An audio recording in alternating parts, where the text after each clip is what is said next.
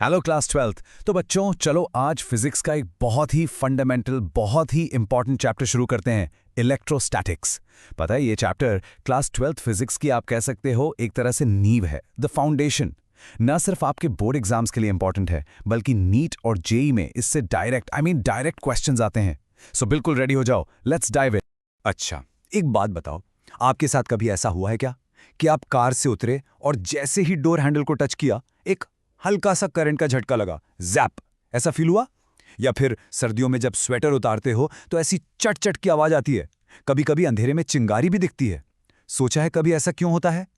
इन सभी सवालों का जवाब बच्चों एक ही जगह छुपा है, और वो है स्टेशनरी चार्जेस की दुनिया में। चलो आज इसी को एक्सप्लोर करते हैं। ऑलराइट, तो चलिए सबसे पहले तो ये समझते हैं कि आखिर ये इलेक्ट्रोस्टैटिक्स है क्या चीज। इस सेक्शन में हम इसकी डेफिनेशन को आराम से समझेंगे और वो बेसिक कॉन्सेप्ट्स क्लियर करेंगे जो बिलीव मी इस पूरे चैप्टर की फाउंडेशन बनाने वाले हैं। Okay, let's break this down. देखो, नाम में ही सब कुछ है। इलेक्ट्रो इसका मतलब है चार्ज, और स्टैटिक्स का मतलब क्या होता है? एट रेस्ट या स्टेशनरी। सिंपल। तो इलेक्ट्रोस्टैटिक्स फिजिक्स की वो ब्रांच है जिसमें हम रुके हुए चार्जेस के बारे में पढ़ते हैं, उनके बीच लगने वाले फोर्सेस, उनके आसपास बनने वाले फील्ड्स और उनसे जुड़े पोटेंशियल्स, इन सब की स्टडी करते हैं। फन फैक्ट, ये वर्ड इलेक्ट्रॉन से आया है, जो कि एम्बर के लिए ग्रीक वर्ड है। हजारों साल पहले लोगों ने देखा था कि जब एम्बर को रगड़ते हैं ना, तो वो छोटी छोटी चीजों को अट्रैक्ट करने लगता है। बस वहीं से इस पूरे सफर की शुरुआत हुई। अब देखो, सारे मटेरियल्स चार्ज के फ्लो को एक जैसा रिस्पॉन्स नहीं देते, राइट? यहां पर कहानी में आते हैं दो मेन कैरेक्टर्स, कंडक्टर्स और इंसुलेटर्स। कंडक्टर्स जैसे कि कॉपर वायर, समझो ये बहुत सोशल हैं। इनके पास ढेर सारे फ्री इलेक्ट्रॉन्स होते हैं। अगर आप इनको थोड़ा सा भी चार्ज दोगे ना, तो वो फटाक से पूरी सरफेस पर फैल जाएगा, सबसे मिलने। दूसरी तरफ है इंसुलेटर्स, जैसे प्लास्टिक का स्केल। ये थोड़े इंट्रोवर्ट टाइप के हैं, इनके पास फ्री इलेक्ट्रॉन्स नहीं होते। तो अगर आप एक प्लास्टिक स्केल को फॉर एग्जाम्पल अपने बालों से रगड़कर चार्ज देंगे, तो वो चार्ज जहां पैदा हुआ ना, बस वहीं का वहीं बैठा रह जाएगा, कहीं नहीं जाएगा। Simple is that. ओके, अब चार्ज के कुछ फैमिली सीक्रेट्स या कह लो उसके गोल्डन रूल्स जानते हैं।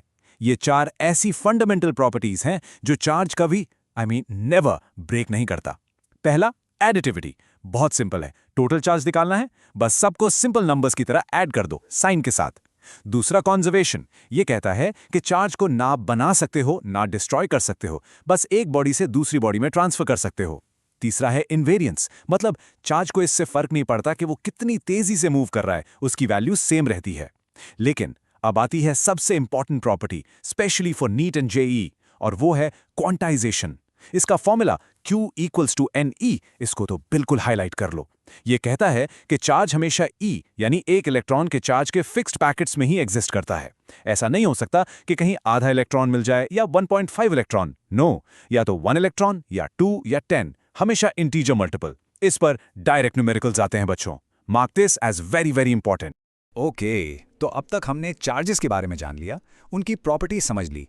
पर अब असली सवाल यह है कि दो चार्जेस एक दूसरे से इंटरैक्ट कैसे करते हैं, उनके बीच फोर्स कितना लगता है, कैसे लगता है, इस फोर्स को आखिर कैलकुलेट कैसे किया जाए। इन सभी कैसे का जवाब हमें मिलता है कूलम्ब लॉ से। तो देखो, कूलम्ब ने क्या कहा, बहुत सिंपल भाषा में समझो। उन्होंने कहा कि दो पॉइंट चार्जेस के बीच जो फोर्स लगता है ना, वो उनके चार्जेस के प्रोडक्ट के डायरेक्टली प्रोपोर्शनल है। मतलब चार्जेस जितने बड़े, फोर्स उतना ही ज्यादा। सिंपल। और उनके बीच की डिस्टेंस के स्क्वायर के इनवर्सली प्रोपोर्शनल है। ये line inversely proportional to the square of the distance, this inverse square relationship is extremely crucial. इसका मतलब क्या हुआ?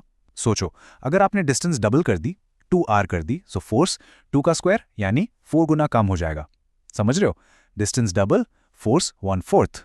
और ये है उस लॉ की mathematical form, the formula F equals K times modulus of Q1 into Q2 divided by R squared. बिल्कुल आराम से।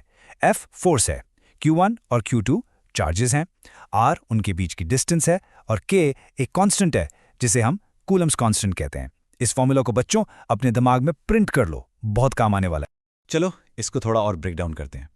F हमारा electric force, K Coulomb's constant, और हाँ, इसकी वैल्यू मीडियम पर डिपेंड करती है। Q1 और Q2 चार्जेस के मैग्नीट्यूड्स हैं, R उनके बीच का डिस्टेंस। अब सबसे इंपॉर्टेंट नोट, यहां देखो, this force acts along the line joining the two charges. इसका मतलब क्या है? इसका मतलब यह है कि एक सेंट्रल फोर्स है। फोर्स उसी लाइन पर लगेगा जो दोनों चार्जेस को जोड़ रही है। और हाँ, ये एक वेक्टर क्वांटिटी है, तो डायरेक्शन का ध्यान रखना पड़ेगा। सिंपल रूल है, लाइक चार्जेस यानी पॉजिटिव पॉजिटिव या नेगेटिव नेगेटिव रिपेल करेंगे, एक दूसरे को धक्का देंगे, और अनलाइक चार्जेस यानी पॉजिटिव नेगेटिव अट्रैक्ट करेंगे। हमेशा याद रखना। और अब जरा इस फोर्स की ताकत को देखो। Just to give you perspective, आप अंदाजा भी लगा सकते हो कि इलेक्ट्रिक फोर्स हमारे ग्रेविटेशनल फोर्स से कितना ज्यादा स्ट्रांग है। एक इलेक्ट्रॉन और एक प्रोटॉन के बीच का इलेक्ट्रिक फोर्स उन्हीं के बीच के ग्रेविटेशनल फोर्स से 10 to the power 39, I repeat 10 के आगे 39 जीरोज उतने टाइम स्ट्रॉन्गर होता है। This is an unimaginably massive number. Gravity के सामने तो ये बिल्कुल बाहुबली है। ओके, तो आते हैं अब एग्जाम फोकस पर। अभी तक हम दो चार्जेस की बात कर रहे थे, लेकिन रियल लाइफ में क्या होता है? एक पूरा सिस्टम ऑफ चार्जेस होता है। तो किसी एक चार्ज पर टोटल फोर्स कैसे निकालें? यहां काम आता है हमारा सुपरपोजिशन प्रिंसिपल। ये क्या कहता है? ये कहता है कि net force on any charge is the vector sum of all the individual forces. मैं इस पे स्ट्रेस कर रहा हूं, वेक्टर सम। बच्चों, सबसे कॉमन मिस्टेक यही होती है। स्टूडेंट्स क्या करते हैं? 5 न्यूटन इधर से, 10 न्यूटन उधर से, टोटल 15 न्यूटन। नहीं, ऐसे सिंपल नंबर्स की तरह ऐड नहीं करना है। You have to use vector addition direction के साथ। और तीसरा इंपॉर्टेंट पॉइंट, फोर्स मीडियम पर डिपेंड करता है। हवा में फोर्स अलग होगा, पानी में अलग होगा, इसका ध्यान रखना। चलो अब एक नया और बहुत ही इंटरेस्टिंग कॉन्सेप्ट सोचो। एक बड़ा सा चार्ज है Q, वो यहां रखा है, और आप थोड़ी दूर एक छोटा सा चार्ज Q लाते हो और उस पर झट से फोर्स लगने लगता है। सवाल यह है, Q को कैसे पता चला कि Q आ गया है? उनके बीच तो कोई कांटेक्ट भी नहीं है। Is this action at a distance? इसके पीछे का कनेक्शन क्या है? Well, the answer is electric field. ये उस चार्ज Q के चारों तरफ का एक इनविजिबल इन्फ्लुएंस, एक ऑरा है जहां उसका असर फील किया जा सकता है। So what is the electric field? देखो, इलेक्ट्रिक फील्ड, जिसे हम कैपिटल E से डिनोट करते हैं, वो एक सोर्स चार्ज के चारों तरफ का स्पेस या रीजन है, जिसमें अगर आप कोई दूसरा टेस्ट चार्ज लाओगे तो वो एक फोर्स एक्सपीरियंस करेगा। The field is the mediator. और ये फोर्स कितना होगा? It's given by a very simple, very powerful formula, F = Q × E। एक बात हमेशा याद रखना बच्चों, इलेक्ट्रिक फील्ड सिर्फ एक मैथमेटिकल कॉन्सेप्ट नहीं है। It's a real physical thing. It carries energy, it carries momentum, it's real. अब इस इनविजिबल फील्ड को देखें कैसे, विजुअलाइज कैसे करें? इसके लिए हम यूज करते हैं इमेजिनरी लाइंस, जिनको कहते हैं इलेक्ट्रिक फील्ड लाइंस। इनके कुछ सिंपल से रूल्स हैं और इन रूल्स पर डायरेक्ट क्वेश्चंस आते हैं। रूल नंबर 1, ये हमेशा पॉजिटिव चार्ज से शुरू होती हैं और नेगेटिव चार्ज पर आकर खत्म होती हैं। Number 2, and this is very important, दो फील्ड लाइंस कभी भी एवर एक दूसरे को इंटरसेक्ट नहीं कर सकती। क्यों? सोचो, क्योंकि अगर वो इंटरसेक्ट करेंगी तो उस इंटरसेक्शन पॉइंट पर इलेक्ट्रिक फील्ड की दो डायरेक्शंस हो जाएंगी, विच इज फिजिकली इम्पॉसिबल। एक पॉइंट पर एक ही डायरेक्शन होगी ना। और आखिरी रूल, जहां लाइंस पास पास हैं यानी डेंसर है, वहां फील्ड स्ट्रांग है, जहां दूर दूर है वहां फील्ड वीक है। Okay, great. चलिए अब इस फील्ड की ज्योमेट्री को थोड़ा और डीपली समझते हैं, और इसके लिए हम दो बहुत इंपॉर्टेंट टूल्स यूज करेंगे। एक है इलेक्ट्रिक डायपोल और दूसरा है इलेक्ट्रिक फ्लक्स। ये दोनों कॉन्सेप्ट्स फील्ड के डिस्ट्रीब्यूशन को, उसके नेचर को समझने में बहुत हेल्प करते हैं।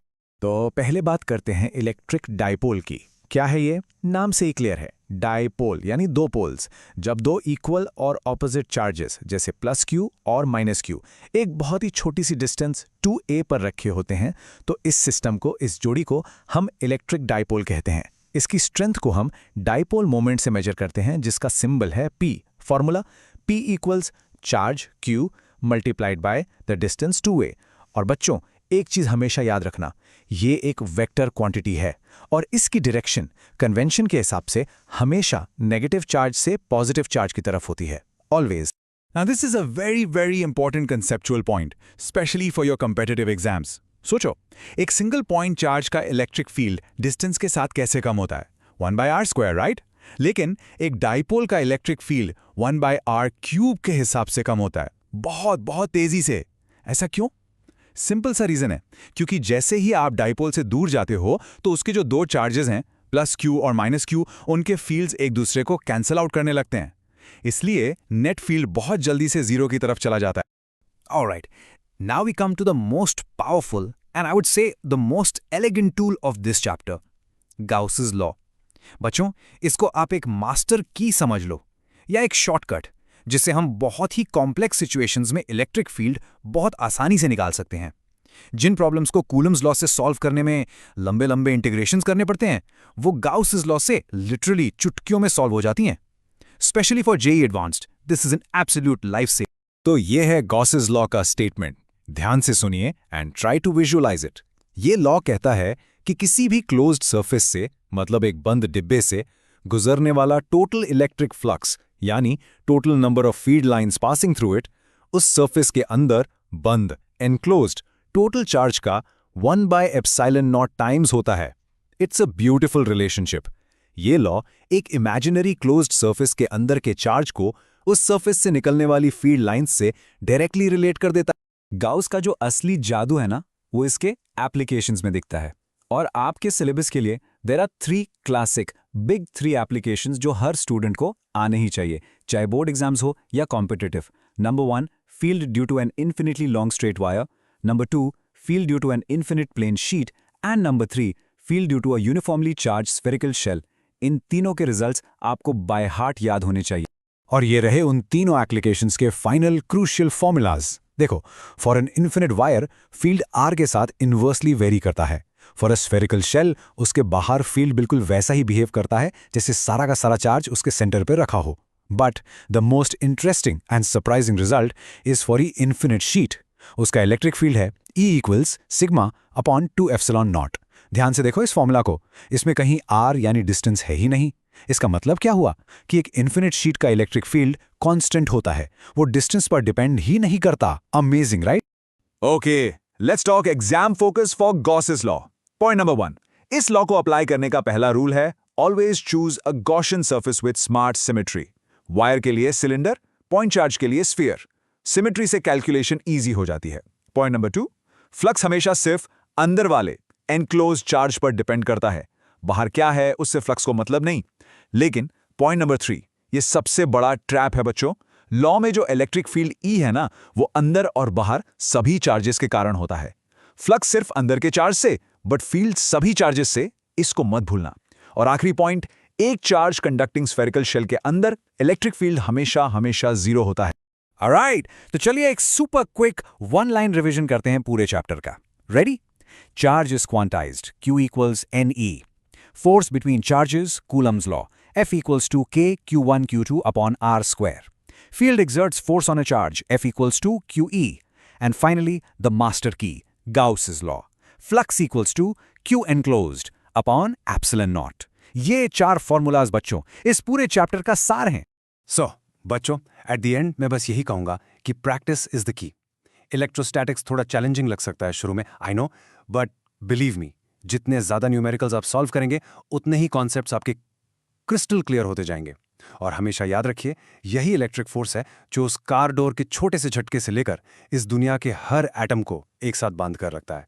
It's the glue of our universe. So keep practicing and you will master it. और हाँ, अगर आपको ये एक्सप्लेनर हेल्पफुल लगा तो do like, share and subscribe. We'll meet in the next lecture.